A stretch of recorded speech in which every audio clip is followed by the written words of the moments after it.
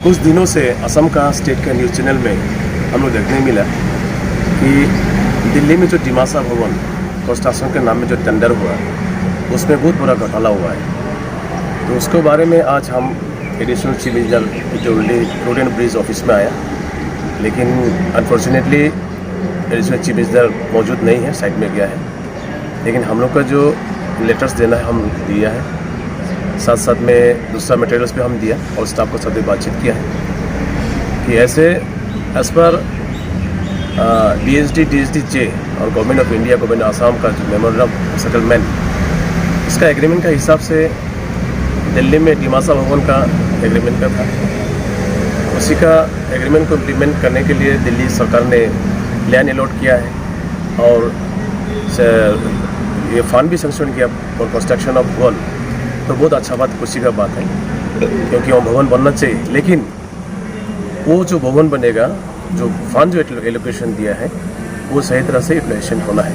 क्योंकि एग्रीमेंट से पहले हमें डिमासा में करीब बहुत सालों से अशांति में था, जिसमें बहुत नौजवान लोग को जान गंवाया है, पब्लिक को भी जान प्राण गया है, और DSD-J का कैडर को भी प्राण गया है। बहुत सारा लड़कों लोगों को सेक्रीफाइस है। उस सेक्रीफाइस को हम लोग अच्छी तरह से सोच के जो फंड एलोकेशन किया है उसको प्लेस करना चाहिए था। लेकिन जो टेंडर जो एलोकेशन दिया, टेंडर जो अभी जो लिस्ट जो बनाया, उसमें देखता है कि जो टेंडर 5 टेंडर गिरा इसके रिकॉर्ड के हिसाब से, उसमें से 2 टेंडर को रिजेक्ट कर दिया। और जो हाईएस्ट टेंडर बीडर्स जो है अबाउट 18 करोड़ अबव, और परसेंटेज में 48% अबव द शेड्यूल रेट। ये पहली बार हम सारा इंडिया में हम सुना ऐसे इतना 48% अबव रेट से। तो ये बहुत दुख का बात है, उसके बारे में हम लोग जानकारी लेना चाहिए और उसके जानकारी लेने के लिए आए हैं। क्योंकि बहुत सारे लड़का लोग हैं यहाँ में, डिमासा में, बासम में, जो भी buildings construction, road construction tender में देखता है हम लोग 10% बिलो, 15% बिलो से भी काम करता है, फिर भी उन लोग प्रॉफिट करता है उसमें से भी। लेकिन ये जो दिल्ली का जो भवन कंस्ट्रक्शन, उसमें 48% अबव द शेड्यूल रेट, ये बहुत सोचने वाला बात हुई है। तो 18 करोड़ जो पैसा जो हम लोग का पब्लिक का जो टैक्स का पैसा, जनता जो टैक्स, अभी हम मेरा घर अपना से भी हम इंडिविजुअली मंथली हम मिनिमम 20,000 टैक्स हम मंथली सरकार को देता है। इसी तरह सब भी सरकार को टैक्स देता है। उस टैक्स का पैसा को इतना बड़ा घोटाला, ये बहुत दुख का बात है।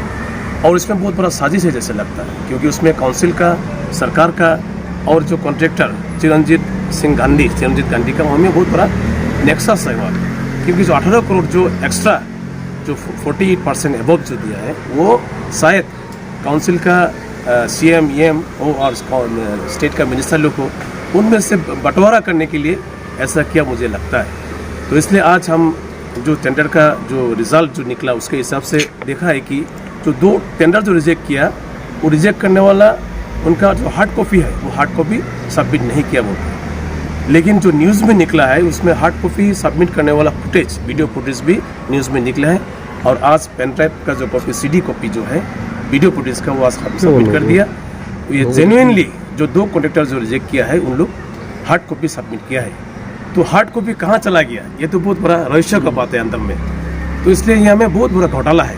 इस घोटाला को हम लोग 2-3 दिन के अंदर में हाईकोर्ट में एक PIL दाखिल करेगा हम, और शायद कॉन्ट्रैक्टर लोग भी केस देगा शायद।